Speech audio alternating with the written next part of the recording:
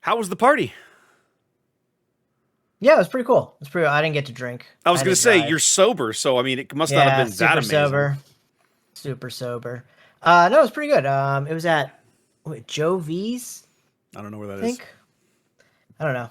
Some really nice restaurant. It was pretty tasty. Really good banana Foster cake. Ooh, Banana That sounds Foster's tasty. cake at that, the bottom that they flambéed at the table. It's pretty good. Pretty that does tasty. that does sound good. Yeah. You didn't get Had a to drink? fillet. What were you, because you were driving? Yeah, no. Oh, okay. Wife beat me to it. By the time I could ask who's drinking and who's driving, she's got the margarita like halfway done.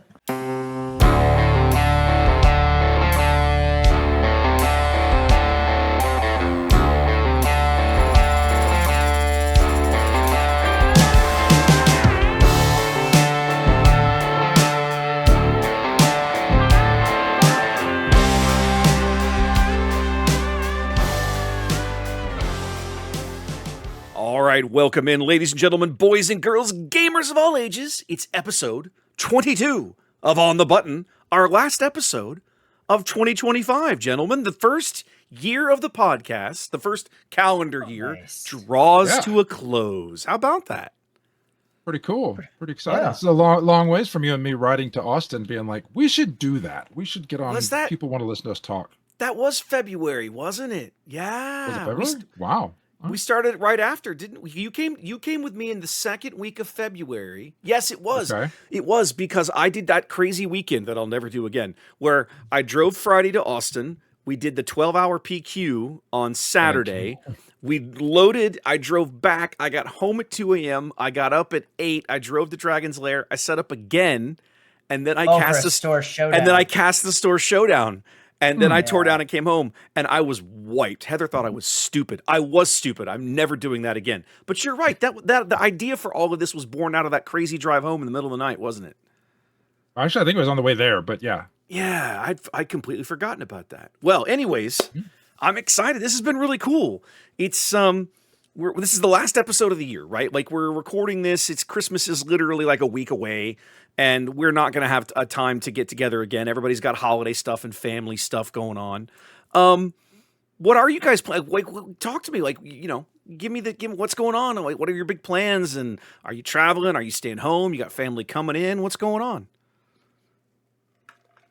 Well, I've already Right now- started. I've already started my holiday. Hanukkah has already started. Oh yeah. So I sent my nephews the Hoth battle. I was gonna say, did you send them Star Wars Unlimited? Yeah. Yeah, I sent them unlimited because DL had a copy, so I sent them a Nice. copy. I don't even own any cards out of there, so I sent that to them for Hanukkah. So I hope they're playing that. But for Christmas, I'll be in Dallas with my wife's grandma. Sweet. That's what I'm doing. Okay. All right. All right. What about Is you, this the Trey? one that has all the cats? Is this the No. grandma that has all the cats? Or No, we have all That's the somebody- cats. oh, just We one have knows. all the Maybe it was cats. somebody else. Oh, well, Yeah. whatever. Let's see. I got so much stuff going on and very little of it is swoo. So like That's I'm doing okay. a bunch of It's that time of year. It is that time of year. So I love giving gifts. It's like my favorite thing to do. And people hate giving me gifts because like for me, giving somebody as a gift is an opportunity. I don't accept lists. If I'm giving you a gift, I'm going to go figure out what I know about you and what I think you would enjoy. Sometimes there's swings and a miss, but a lot of times they're like, this is the greatest thing I've ever been given. Even it might be like $10, but it just fits them so perfectly. So I love giving gifts. One of the things I got this 3D printer, the new 3D printer that does all these cool prints differently. So one of the things I've been doing for my family is I usually give like several gifts to my wife and daughters. And I like doing fancy little tags that go on the gifts instead of just saying to Tori from dad or something like that. Mhm. Like my thing this year is I'm coming up with customized gift tags that are just like 3D printed. So like my nickname for my wife is Tulip. And so she gets a T with a little tulip, and this is going to be dangling from all of her things. Oh. Look at that. Awesome. And this I started on this one. This is for my oldest daughter, who's a chemical engineering major at A&M. I started this last night, and I thought, oh, it's not that hard to design a caffeine atom. Just go into let almost thing. It did. It took me so long. Yeah. So this is Yeah. my nickname for her is Ictor, because I heard that on a show once, and her name is Victoria, and I thought that was funny. So I made her a caffeine atom with an I. And then my youngest daughter is somewhere not too far away. I can't tell what she's getting yet, but it's going to have to do with her music stuff. So Okay. that's what I've been 3D printing and doing exciting stuff. So, but the coolest thing, the best story that I have to tell you, I had like one of my proudest dad moments ever. Oh, today. this I got to And hear. I've had a lot of proud dad moments because my daughters are amazing, and I know every parent says that, but my daughters are like killing it outside the house, which is what you raise them to do. You want them to go out and be like their own Crush functioning the adults. world. Exactly Yeah, right. and that's what they're doing. So my youngest is she's her school is 2 hours away from us in Nacogdoches, and she is moving off campus. She lived in the dorm her first semester, and she's moving off campus. And so we're looking at a couple of different places to sublet. So some people somebody graduated and they're leaving, and they need to rent their room out, so just for the spring semester. And so she and I drove up today, and she in her car might have this big truck that just it's like a Beverly Hillbillies rickety thing rolling down the road at 70 miles an hour, and it'll make it. It's made it several times, but it's not a pleasant drive, and it doesn't go quickly. 38-inch tires don't roll very fast. Whew. But so she drove, and we went up in she has a little Nissan, and we drove up in it. And she's my youngest, but she loves doing everything herself. If she can figure out how to do it, like she's not like, get out of my life, Dad, but like I wanna handle this myself. I want to learn how to do this stuff myself. So we get about halfway there, and we are in the middle of nowhere, and the car starts going like the car starts vibrating horrifically bad. And I'm like, does that always do that? And she's like, no. And I look down, and her check engine light is flashing. So I'm like, all right, pull over.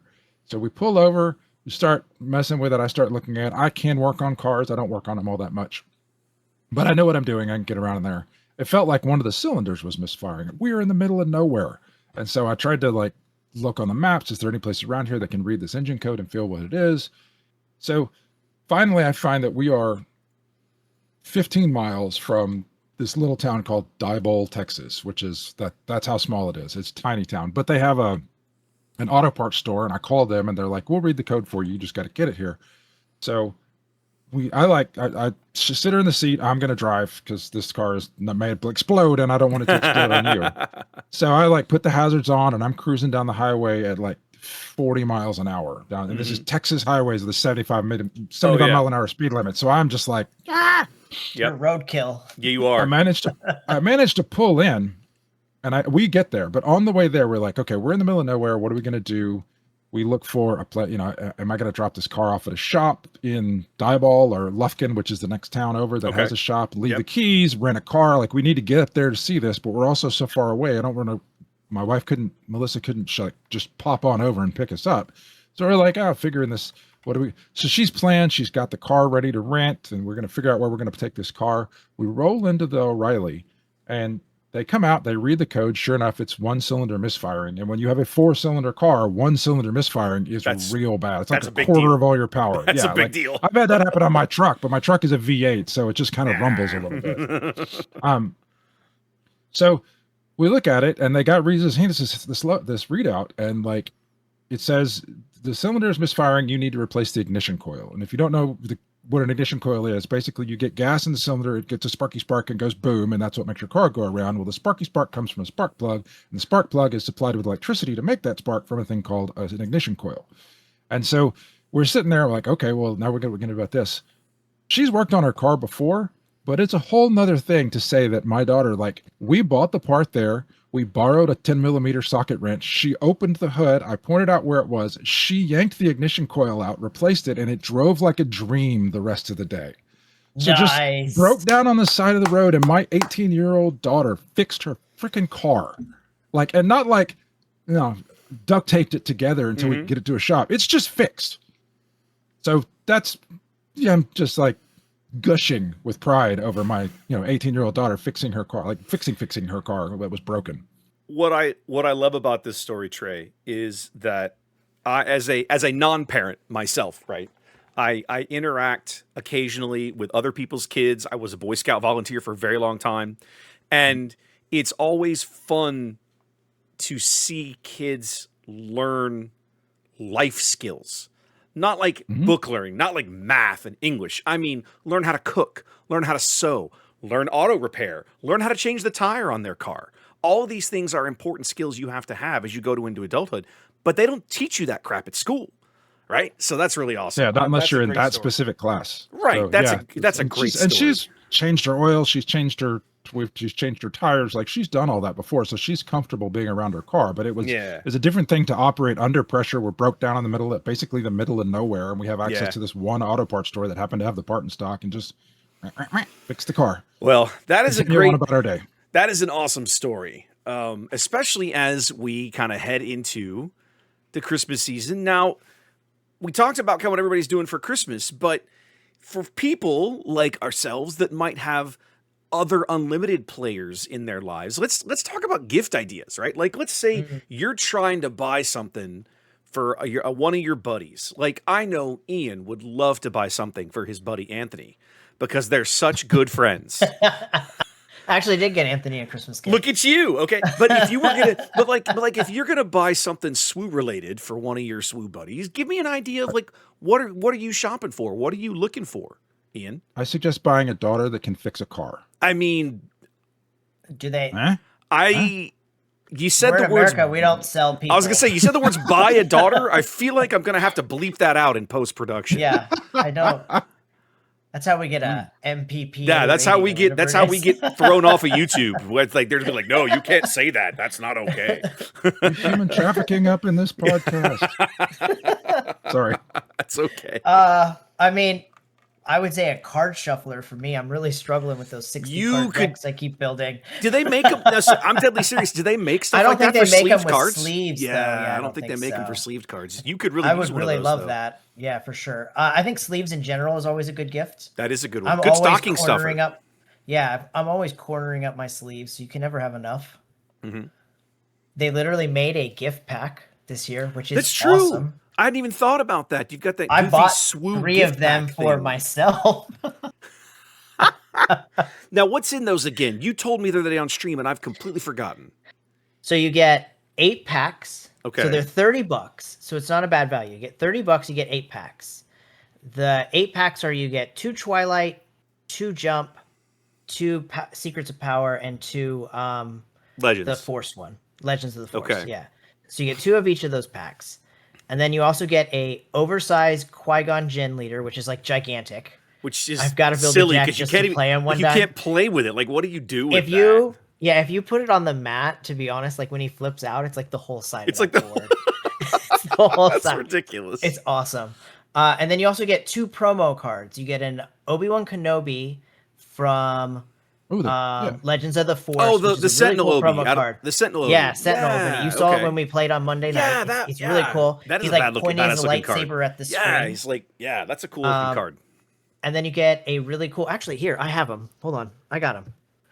I'm building decks, so I got him. Oh, okay. Yeah, I'm actually curious. This is an audio podcast for a lot of people, so you're showing. That's okay. If anybody that wants to see it can go look them up on like SWUDB or something, or the I card just database. don't want them. I don't want them to We'll wait even around. open it. We'll open it look at you! You've for got everyone the, because I haven't opened one yet. Okay, Yeah, so we'll all right. open It's one. in the wax paper. Yeah, the it's a little paper the thing. little carbon. So you get a really cool Kenobi card. Holy crap, that's pretty. Yeah, the Kenobi card it's really sick. is pretty I badass bought looking. it for this, and then Can I I- really can I like have this that? promo too. Can I have those? No. Buy your own gift box. They're $30. You can pick them up at your local store or Target. And I even saw them at Walmart the other day. Oh wow, look at you. Okay. And then you also get this really cool Darth Sidious card. Ooh. Is that the starter one or the? Yeah, they're both starter cards.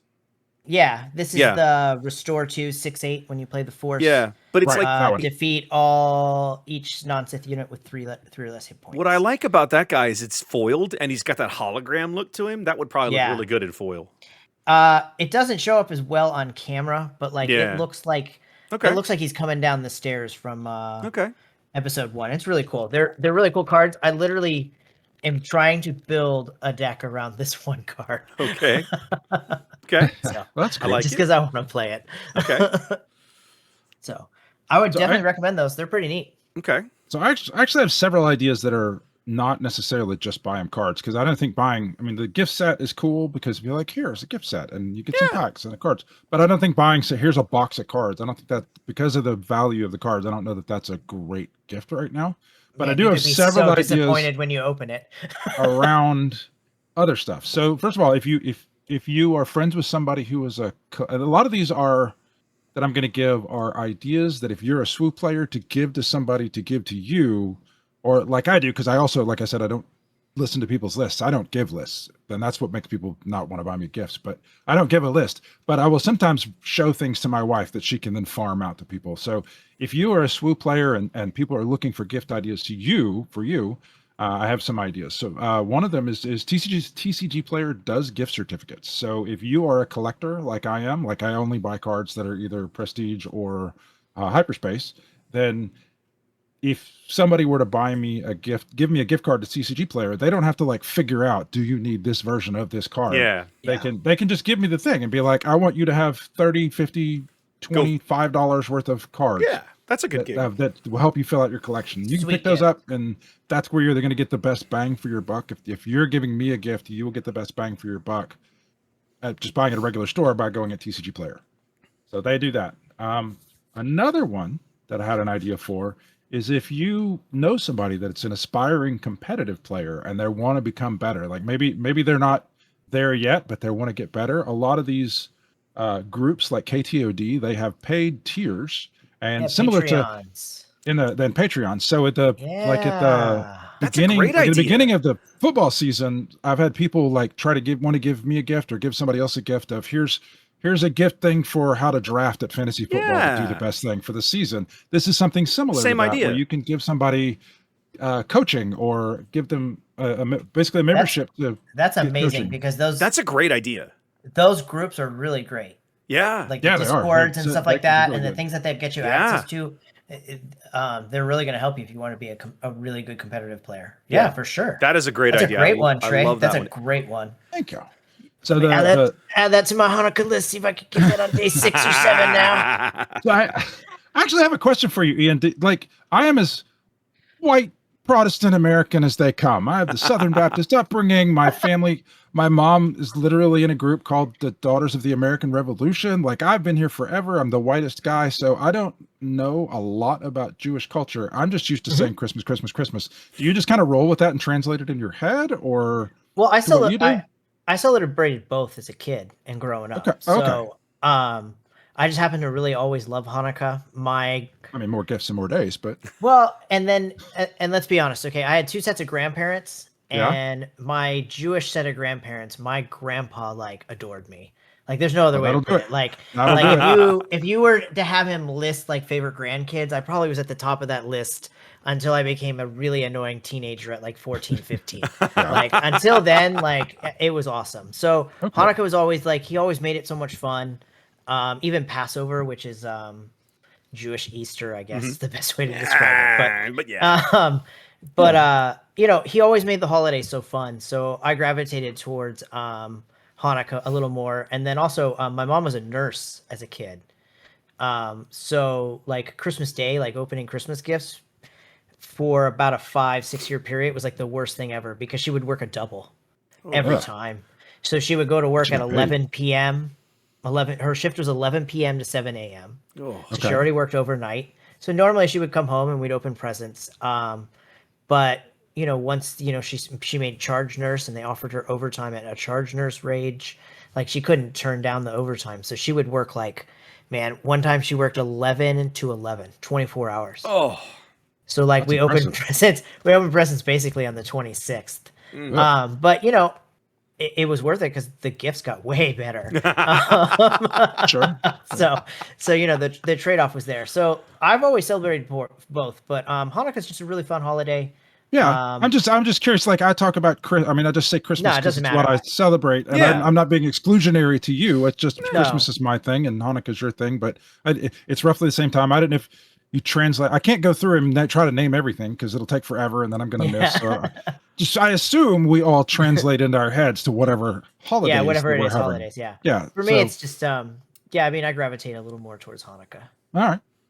Anyway, so that was an aside. So the next thing that I had was I am almost 50 years old. If I want something, I'll just buy it. So I have a job, I have money. If I need something, it's not when you're a kid, when you're younger, oh, I want this nice thing, I can't afford it, somebody can buy it for you for Christmas. But it kind of, the holidays change as you get older, because if I want something on October 15th that is, $150, I can just like whip out the credit card and buy it and pay for it like a grown up who's had a job for a while. So a lot of what gift giving becomes, when you, if you're younger than those listening to it as you're older, but a lot of what gift giving becomes is more about things that you can't buy, like time and experiences and things like that. So that's why you get, like, my wife forever has given my dad this box of Pepperidge Farms like cheeses and sausages for Christmas, because he enjoys them. It's kind of their thing, and it's more of like an inside between my wife and her father-in-law type thing. And that's way better than trying to give him, like, I don't know, a special pipe or something. He doesn't even smoke pipes, but something like that. A mug that says number one dad. Yeah, like that's not, you don't need that. You want the time and the experiences. So if you are of that situation, it's another one that you could suggest that somebody, or if you are a significant other who doesn't, I don't know why you would be listening to this podcast, but a suggestion that, like, also for me, I have you guys that I'm friends with that I play SWU with, but I have a ton of friends outside of SWU that I play games with, but it's mostly board games and then I have friends that don't really play games, but this is probably going to hit the board gaming people most. One of the things that you could do if you're giving a gift to somebody that plays SWU is give them a night of SWU with a bunch of friends. So pick up a box of cards, bring in either 4 or 8 people, and play like a limited, like or do some draft or something. Do like a sealed or a draft. Yeah. And that's a great idea. Like $35 on and it's about the experience. It's not about acquiring the cards. So you can spend $35 and get a box of Twilight, and then you guys can just like put snacks out, get some drinks, have some friends over that may not even know the game. Let your significant other teach them the game. Maybe you bring in more people. Maybe this is just a night thing. So like, just have that experience of having people come over and celebrate your game with you for one night. And you can do it. I mean, you can do something nicer than Twilight, but you could just do Twilight for $35. So a night and $35, and you've got a memory that people will remember. Yeah, that's another great idea. You're like the Rain Man of I know. I'm really right? good at gifts. This is I love blowing my mind over here. I you had said no you love idea. Giving gifts. You're not kidding, bro. I've known Trey all these years. I had no idea he had this side to him. This is awesome. Mm-hmm. Yeah. Love it. So the final suggestion is, if you want to get them something special to play their games with, is I'm aware of this Etsy shop called Kenwood Hobbies, and they make proxy leaders that you can buy so that you can spice up your game. And if you play the Emperor or you play a Darth Vader from set 1, they have cool versions of cards that everybody loves that are on that site, at that Etsy store that you could pick up. Okay. And I personally know that there are a bunch of new ones, that are 4 or 5 new ones have been added in the last couple of weeks. So that I may have designed and done the art for and put out and look good. And I see one of the things that Wes is going to mention. I also sell tokens. I have really, really good tokens. They're really pretty and nice. They mimic the ones that you get from GameGenic. They look similar to the GameGenic ones. Yeah, they're exactly the same size as the GameGenic ones, but they're more legible. They're readable. And then I have like some customized flavors. I have like the Imperial ones or the Rebel ones, and some Scum and Villainy ones. So those are also in there. I'm going to shout out not your tokens, but your token units. We've talked about it on the podcast before, but your spy tokens from this latest set are just, if you're an 80s kid, hilarious. You have to go get some of the Spy v Spy tokens. The Spy v Spy tokens are amazing. You owe it to yourself to get some of those to play on the board because they are just a riot. They're fun. Yeah, they're fun to put out, especially because I play only with my tokens, and so when I'll pop them out, like, and I haven't played, I hadn't seen them before, they like, what is that? That's so cool. Yes, they're so much fun. Yeah, they're fun. And I do have credit tokens. I think the credit tokens are listed. I talked last time that they were going to be up, so I have them. They're here. They're listed. If I haven't seen those, I'll have to go look those up. My suggestion is real simple. I'm going to shout out my friends over at Laser Gaming in the UK here on this one. They make the large streamer size tokens that we use on camera. They're some of the only people that make specific like streamer, like camera sized tokens, which I love. They're not the only ones, but they're one of a handful, right? And I love that they do that. And I also have a separate set of like just their regular tokens for me when I play. They're much smaller, obviously. And they've started making little boxes you can carry those tokens around in.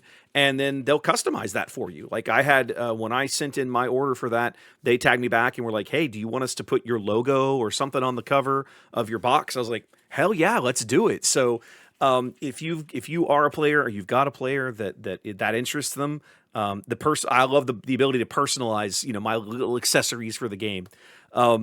Same vein, if you're interested, we talked about sleeves being a thing earlier. It's a little more pricey than just buying some sleeves off a shelf, but Dragon Shield will allow you to make custom sleeves.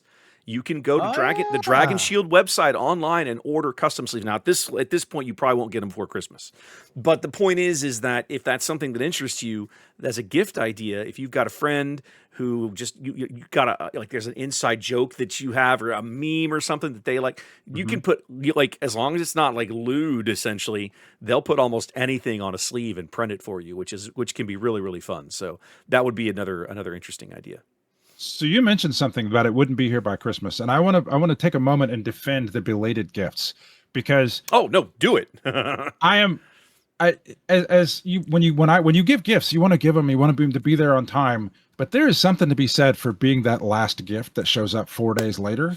Because even though in my house we take all day to open gifts, we'll open one on Christmas morning. We'll open one round of gifts, and then we'll like ooh and ah and enjoy that gift, and then go like spend time with the family and eat our breakfast and watch a movie, and then we'll do the next round of gifts. So we make it an all day thing. Mm-hmm. Even for that, it's still a day of just getting stuff. Mm-hmm. And so you are a pile of stuff. So every once in a while, I have some relatives that don't live near us that are close to us. And every once in a while, she'll mail gifts to the family late.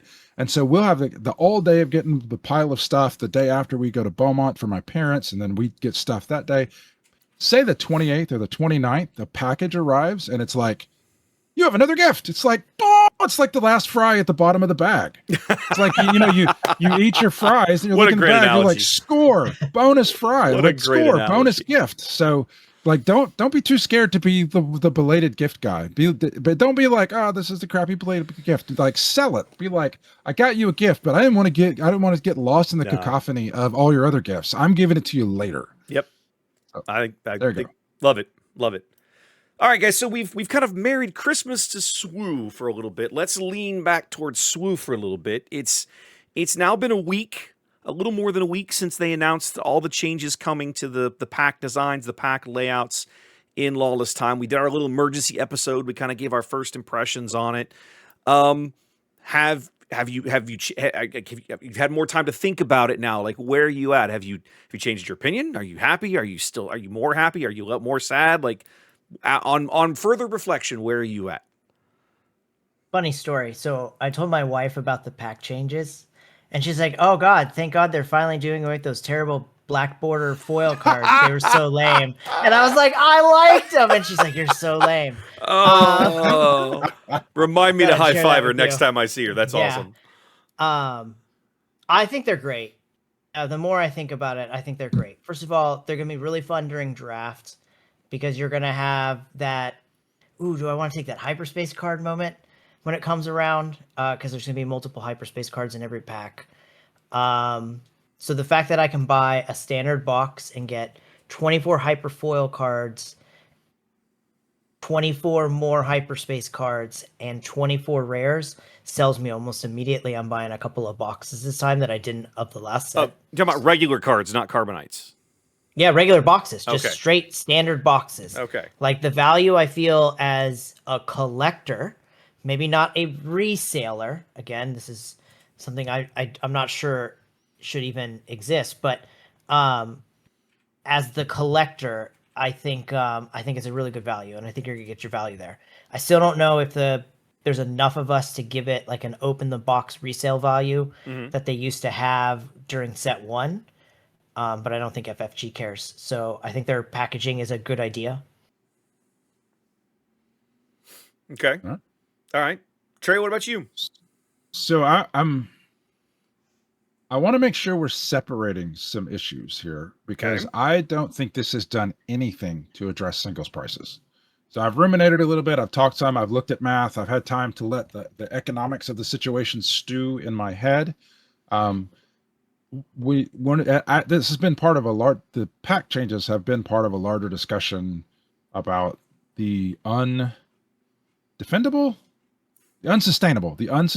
prices of singles and packs in this game, and how it's just being overprinted, and people are going to stop carrying it because they can't make money on it. Right. And so I want to make sure that we're separating these two issues, because on the one hand, as somebody that's played this game from the very beginning, opened a pack and said these foils are dumb, they shouldn't exist.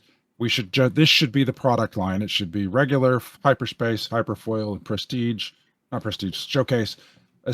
Like that is, I feel like that's been cleaned up, and that is now where it should be as far as what versions are available for the cards. And I think it's better for people who buy cards. I think what they've successfully done is they've removed the feel bad of why did I get this crappy foil that I can't even play because I'll get disqualified from the tournament. They've done that.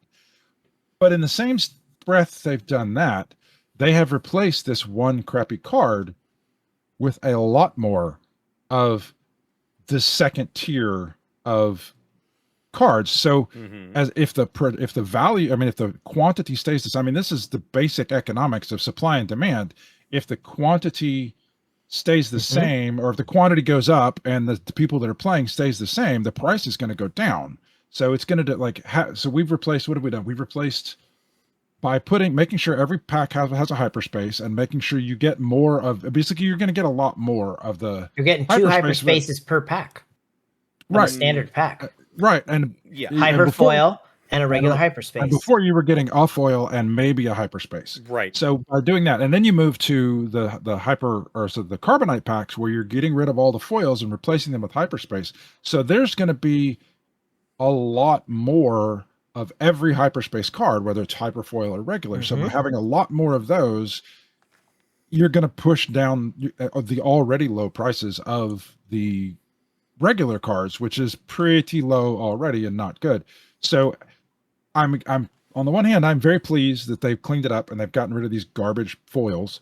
On the other hand, they still have work to do, and if they don't control the supply of cards that they put out on the market, because I don't think they can not print them. I think they have to print them. So I think that they have to control the supply by the way that they release them. They can't just, they're going to have to tell some people no, because at the moment you've got retailers buying as much as they can get and turning it around for pennies, a penny profit per box, something like that.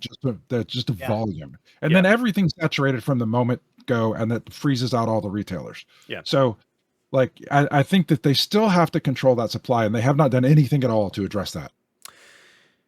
So when you say control the supply, are we talking about just print run size? Help me out. Yeah. What is it? What is exactly you're trying to say here? I mean, they have to say whatever the number is. Like if assume they're doing 10,000 boxes that are available to buy right now, just for a number to have a number stake. They have to go in and say, they have to say they print 10,000 boxes of this next set. They need to take 5,000 of those boxes and put them in a warehouse somewhere. Okay. And then when the first print run comes, people order as if they were ordering before. They go, sorry guys, we only have half as much to sell. Don't even tell the retailers or the distributors how much they have to sell. Like you say, we have 5,000 of these boxes. We have half. I don't know. And I don't know what the percentage is. Maybe it's half, maybe it's 60%, maybe it's 20%. I don't know what it is, but they got to do something. And so that's your initial run, and you sell it, and it sells out, and it creates a shortage. And then 2 months later, you're like, or over time, you'd be like, oh, look, we have 1,000 more boxes to sell. And then you just they have to dole that out over time. The optimum thing would be to just print less, because but I don't think they can do that. All the print run stuff has already been set for this. Well, yes. No, hold on. Go ahead. The reason they can is they have serialized cards now. Well, okay. There's 2 different print runs here. You got to print an extra run. You got to print whatever that serialized amount is. Okay, don't conflate. I want to make sure we're talking about different things here, because what you're talking about, Ian, I think, is the print run size of carbonite boxes. Yeah. What I think Trey is talking about is the print run size of regular boxes. Am I wrong, Trey? So I'm talking mainly about the print run size of regular boxes, but even if the print run size of carbonite is locked at whatever that number comes out to, is to place all those serialized cards, they could still take half of it and put it in a warehouse somewhere and just not sell it for 2 months. And just I hate to tell you this. I think right now it's already sitting in a warehouse and not selling for 2 months. Well, true. Well, no, I think they sell everything. Well, I guess you could still buy it, but whatever but not when I say not sell it, I mean, they will, at the moment, they will sell anybody anything to try and recoup their costs. But I think in order to, the solution to this, I think, is to not print as much. But I think for the next set, it's too late to go, we shouldn't print as much. And I don't think they're going to take half of what they printed and set it on fire. So we don't know how far in advance they ordered the print runs, right? We know that the set is designed and in theory locked and ready to go, but we don't know, like, presumably there is some spin up 6 months, 4 months, 8 months. I don't know that they have to place the print run in order to have everything done. True. But that's why I said control the print run, because if they could print less, then great. If not, then sit on half of it for another month or two. My assumption, and this is pure speculation, I'm just going to pick a number. I'm going to say 6 months. Let's just say it's 6 months. If they have to place a print order 6 months out, then that means you're shaking your head. You think it's longer, Ian? Yeah, it's longer for sure. Okay. For sure. Well, either way, I'm just using 6 as an example. If they're able to gather data, let's just say they're able to gather data from Legends of the Force sales and then use that to project 2 sets into the future, that should allow them to kind of gauge, okay, the print run, we should probably pull it back a little bit. Like, I feel like that's reasonable, but I don't know. They're never going to share that level of detail with us. But I think the issue that you're looking at, the issue that you have with that is that from their perspective, they're just selling everything at whatever price they want. They're not looking at what retailers are selling to end users. Their numbers for sales are what they push out into the channel to their distributors and to the retailers. And they're selling all that, and that's too much. I hear what you're saying, but I believe that there are enough retailers who are providing them with the kind of feedback that you're providing right now, right? Because you go watch, again, we talked last week, we talked about the video that like Nick over at Cards HQ in Atlanta made, expressly talking about all of these issues. I guarantee you that he is not the only person who has given them that feedback, that, guys, this is unsustainable. You have to change this. I'm going to be honest, I watched that video after you recommended it, Wes. Yeah.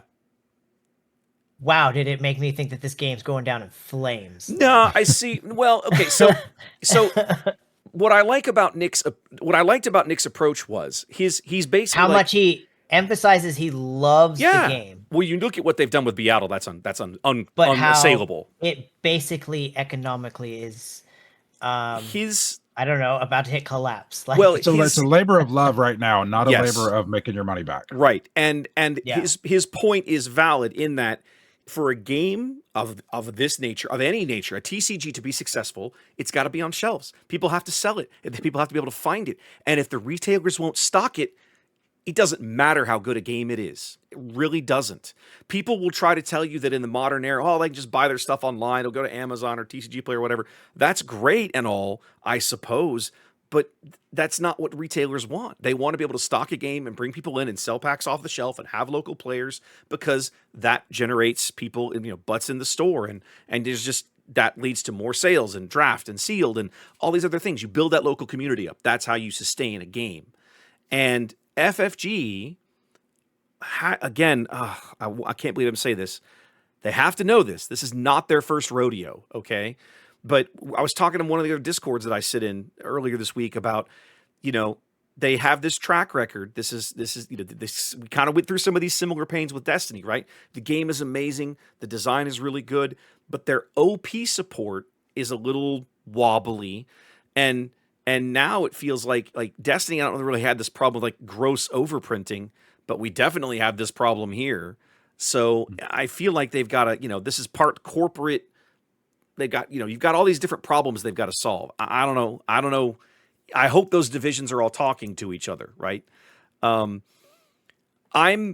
still fairly optimistic because there's still time to get the train back on the rails. We're not completely off the track into the wreck yet. I made a video talking about how the Carbonite print run can shrink now, which I think is a really, really, I think it needs to happen. I think that's a big deal. But I'm with Trey to this extent. Go ahead. But it's not going to shrink by much. There's still. Oh, it can shrink a lot. Prestige, but how many prestige cards are they going to print? We don't know. Like, that always becomes the question. We don't know. They seem to only be increasing that number. But I'll tell you, I didn't realize in Secret of Power it's like 46. Yeah. So that's insane. So if they do, we know they're going to start shrinking the overall number of prestiges because some of them are going to come in less than 250. That already is we're moving in the right direction. Now what they've got to do on top of that is lower the number of prestige cards, and you end up compressing the whole thing down. If they come back to like 36 prestige cards and do some kind of split where you've got, some that are 50 and some that are 100, you could end up with a print run that is maybe 60% of what JTL printed for Carbonite. It could be that small. FFG's other card, Destiny. I remember hearing during set 1 that they sold more set 1 cards than they said they sold the entire print run of Destiny. Yep. So my guess is when they talked about the value of this game and pitched it, they pitched along the lines of it should do somewhere a little better than Destiny. The fact that they crushed Destiny in one set, what's increased their print run. Because set 2 they printed too much of, set 3 they printed too much of, set 4, 5, and 6.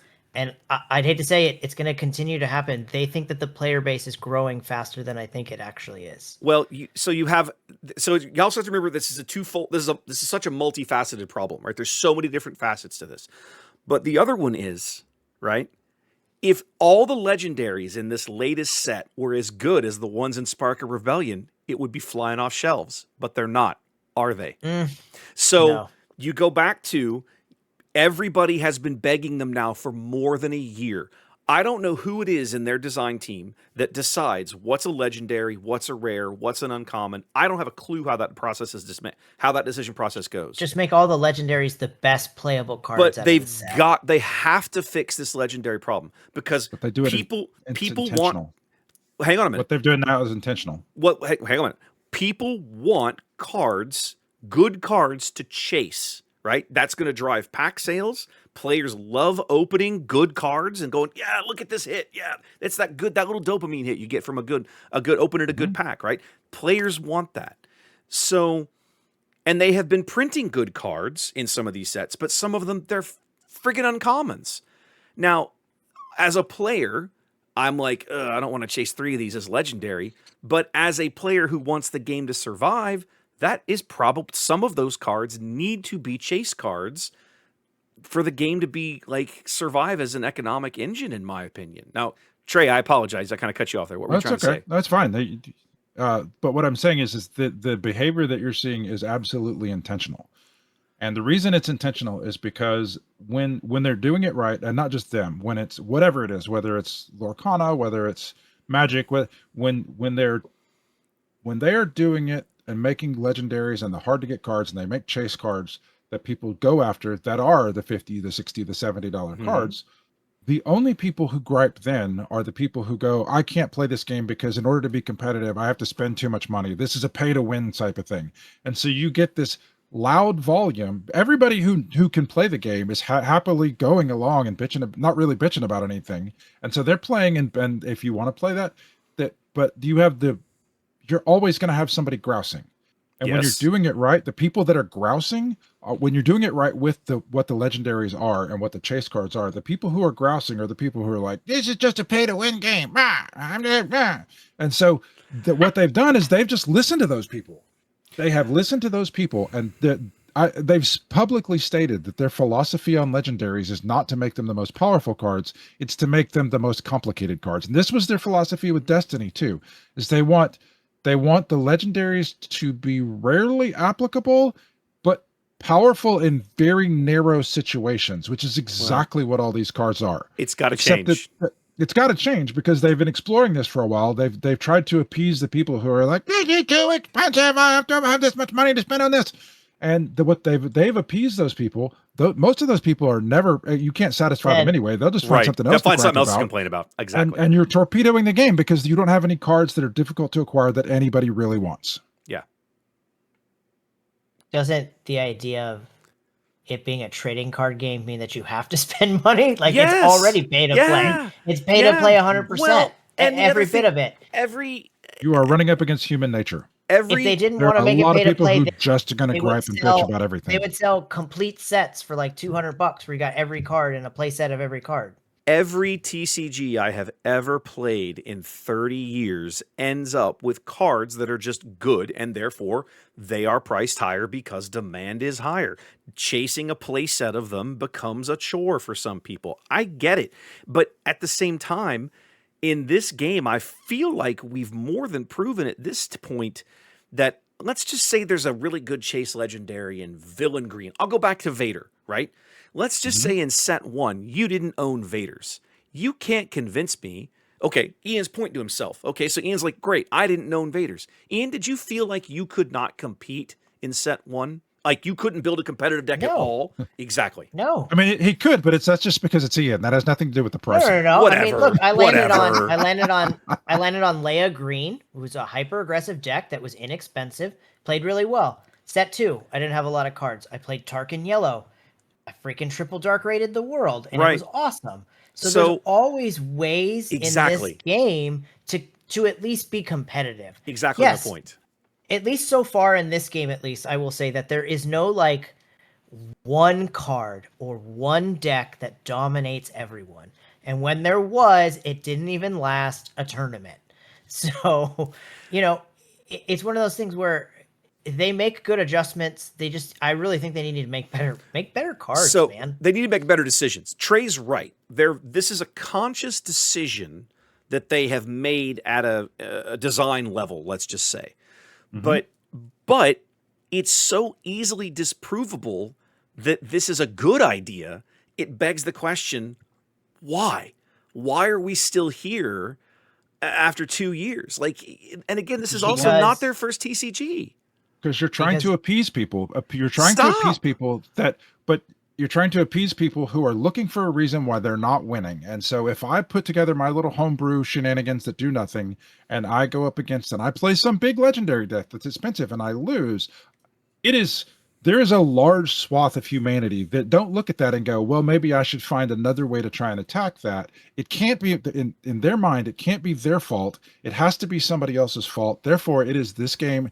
It has to be those legendaries are too expensive. I can't play this. And it doesn't matter that you could go build this other deck. That's $5, $20 to build. That doesn't matter. People have to assign, and that's just human nature. You've been fighting in this since the beginning of time, but in TCGs, this is the beginning of Magic. The first part is just admitting that you suck. And like that no matter what you do, you suck, and you're just trying to minimize that. And you always look inward. But regardless, the fix for this is to decide as a company that we're not going to appease these naysayers, these people that are just going to gripe about it no matter what. We're not going to try to appease them. We're going to make the thing that's healthy for the game, and we're going to let these people bitch about things. I'm gonna give you the retailer side of this so you guys can both understand this. I had this IP before, and I made X number of dollars. I promised when I got this IP again, and I made another game, I was going to make you X number of dollars plus 50% over the lifetime of the game. I made everything I told you I was going to make within the first set. Everything we've done since then is gravy. They're going to print the shit out of this game. They're going to continue to print the shit out of this game. I don't think they care about singles prices. No, they don't. It has a fairly healthy, competitive community that is pretty engaged. So I think at this point, they're not going to change what they're doing, and they think it's working great because they're making a shit ton more money than they ever thought they were going to make. So I think on the retailer side of it, it's that they're probably going to burn it out, or who knows what will happen. But I'm here till it crashes and burns, baby. So I'm here. and I'm with you, and I'm also not convinced. Like, I hear what you're saying, and I understand. Trust me, I'm a Gen Xer. I'm a cynic, right? Just like you. Like, I immediately look for the gray cloud in every situation because I'm just used to that being my life. But FFG has no gray cloud. They have made more money on this game than they expected by far. There's no gray cloud for them. They're just rolling in that cash, and we keep giving it to them. Let me draw a line so that I can explain what I'm talking about when I have this discussion. To me, there is a break point between Fantasy Flight Games and their corporate overlords at Asmodee. Okay. The corporate overlords at Asmodee, I believe, are mentally exactly where you are, Ian. Okay. Yep. But the guys who make the game, okay, they are players just like us. They're Star Wars nerds just like us. In their perfect little world, this game would be here in 10 years. Okay. So they might have to fight their corporate overlords, but they're going to want to try to make smart decisions. They're going to want to make smart decisions that keep the game happy and healthy and the population growing and everybody's, people still show up to play and they can keep it in print. Like, that's what they want. Now, there's going to be frequently clashes between these two. And I think the Carbonite boxes is definitely one. I would love to be a fly on the wall with some of the meetings that guys like Jim Cartwright have to have with the Asmodee bigwigs, trying to explain to them, some of the realities of the situation. But at the same time, the question that we don't know, right? We don't know the answer to is how much autonomy do they have to make good decisions for the game in terms of print runs? Like, they get to design the game. That much I think is clear. The guys at corporate don't give a crap what the cards say, but they give a crap about the margins that they're going to make on packs and boxes and so on. But they should also want the gravy train to continue. So they should be encouraging FFG to make smart decisions about these things. And I also bet that the corporate overlords have some say in the size of those print runs as well, because they're the guys signing the checks that pay for it all. I mean, it's a leadership issue. Do you have leaders that are going to run the spigot at 100% and let it burn out in a handful of years and then just move on to the next thing? Or do you have leaders that are content to run it at 75% and keep it on indefinitely? Right. And make more money over the long run, but right.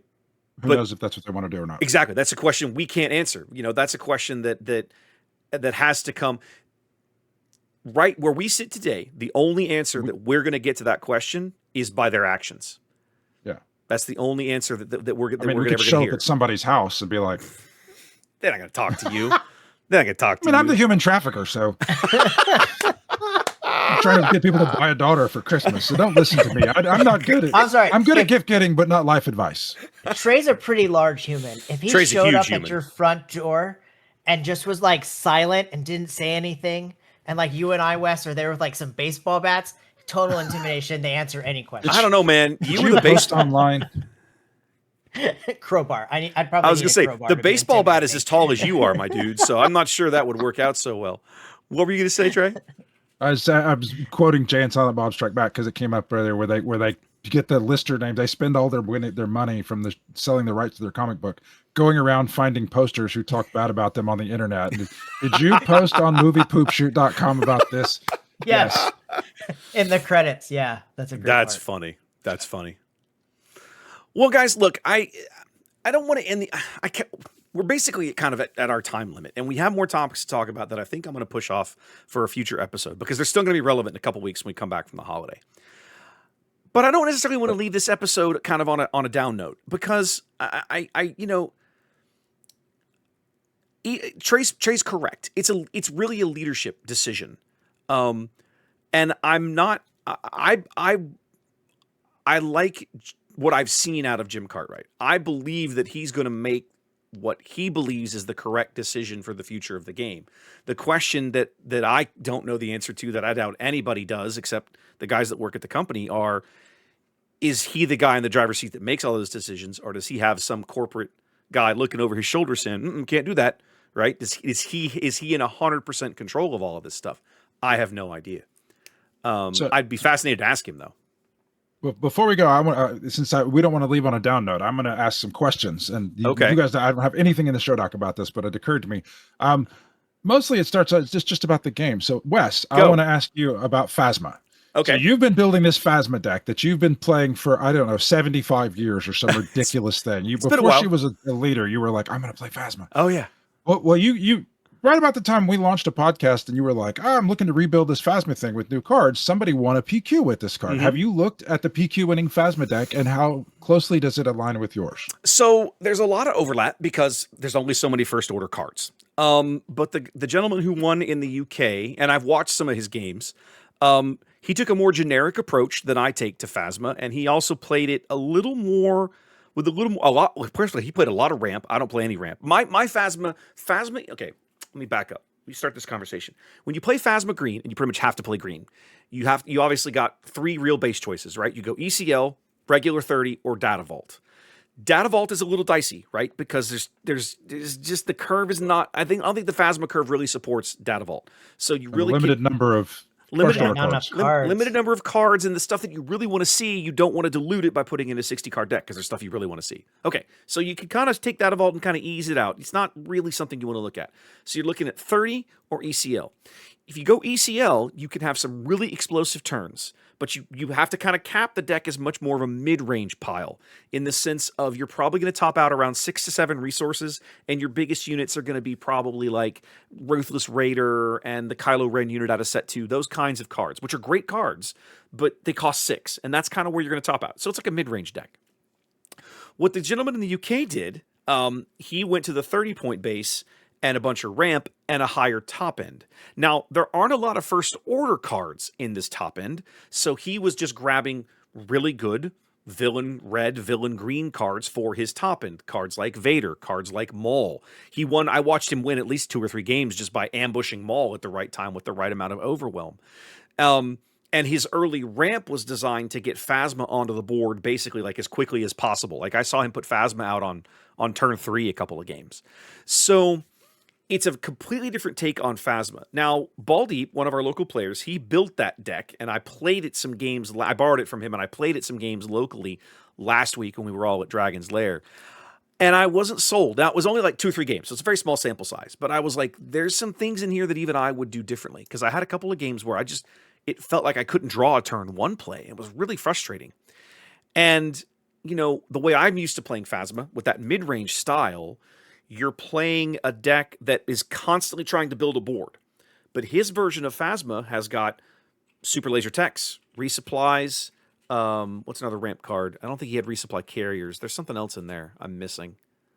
I don't know. Bounty Hunter's Quarry. I don't think he had any of those. Anyway, he definitely had the resupplies and the Super Laser Techs. So those on that 3 or 4 resource turn, he's definitely trying to, certainly on the 3 resource turn, he's trying to ramp if he can. I don't play any of that. So for me, that feels like you're losing a turn, like you're ceding the board to your opponent for a full round. I realize that's not really how it works, but in my brain, because I've been playing Phasma ECL so long, that's what I think of. So it would take me a while to kind of reset my approach to Phasma to try that deck, but I really should. Certainly Maul is a fabulous top-end card that can easily close games. And that's what Phasma lacks. Like my version of Phasma really lacks good closers. And Maul is a great closer. Like he just comes in, ambush, overwhelm, smack, bam, damage to the base right there. Really, really good card. So I like that Phasma's getting some love and attention. Do you see yourself switching to his style, or are you going to continue to push yours forward? I think after rotation, I'm going to have no choice, right? ECL's going away if I'm going to keep playing Phasma. So it might behoove me to start trying it now. Just try it out and see. Okay. The cards, the stuff that's going to rotate out of Phasma after the first year cards disappear is a little painful. You're losing... Well, yeah, but I could easily replace that with Craving Power and still feel pretty good about my life. The big ones that you're losing Kylo's TIE Silencer out of set 2. You're losing Kylo Unit out of set 2, which is really sad because that is a great card in that deck. You're losing the Ruthless Raiders, which are amazing cards in almost any deck they're in. Red villain staple. Those are the 3 big ones. Just about everything else is still available. So as long as they give me something that I can maybe slot into some of these key spots, then I think Phasma is still going to be pretty good, even at 30-point base. She'll be a little slower, but I can live with that because the deck will still be solid and have some really, really strong plays in it. All right, cool. Ian. Yeah. Your favorite little green man Yoda has become a big swinging Richard on the block. So, tell us about the builds that you've been seeing. Have you tried any of the new builds that the competitive builds? Are they similar to what you're doing? Wu's deck was 12 cards different than what I was playing in the last set, so it's not terribly different than what I was playing. I've always thought Yoda was a good 50-50 matchup. It's just you can get deep in the deck by using the Yoda draw, but the amount of green heroism cards that they have brought in the last 2 sets have really taken it over the top. Okay. Wu's list is fantastic. It has an answer for everything. All right. I think that's why it's probably gonna stay. If you look at how it went from being basically unplayed week 2, Wu wins a PQ, and then week 3 of the PQ seasons, it becomes the most played deck.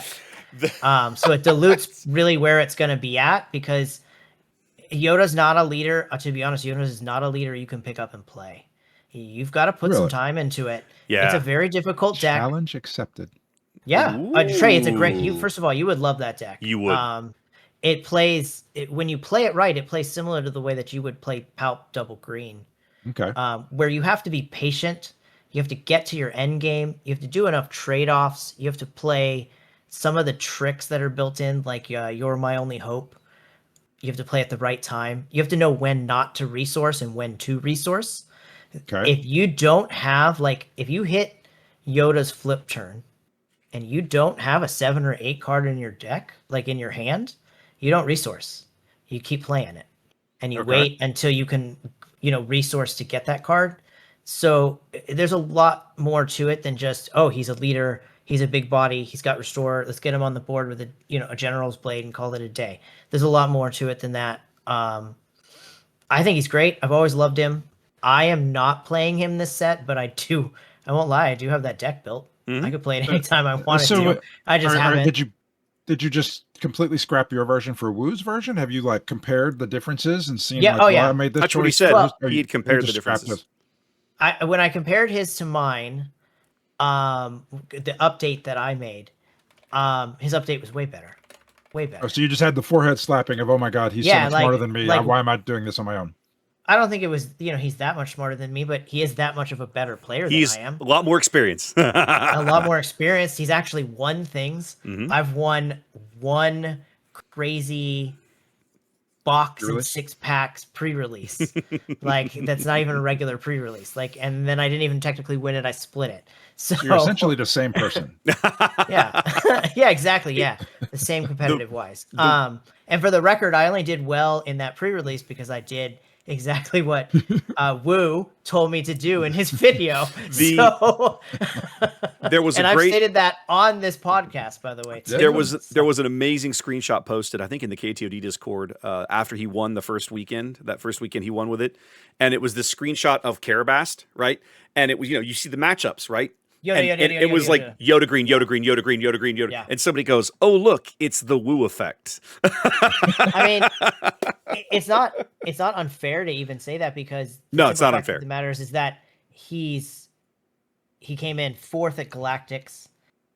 He's got a bunch of PQ wins. He won the only American regional so far. He won the only American regional, and he just understands that he can his deck building and his testing. Unlike FFG, Wu's testing is really good. Yes. And he builds decks to have answers for everything. So, and that's what he has in that deck, and it's fantastic. If you haven't seen the list, put it together and play it a few games. It's pretty fun. I'll post a link to it in the show notes so folks can go check it out. All right, guys, we need to wrap it up. Everybody have a very Merry Christmas. Enjoy your end of 2025. Be safe. Enjoy your family time, whatever holiday it is you celebrate.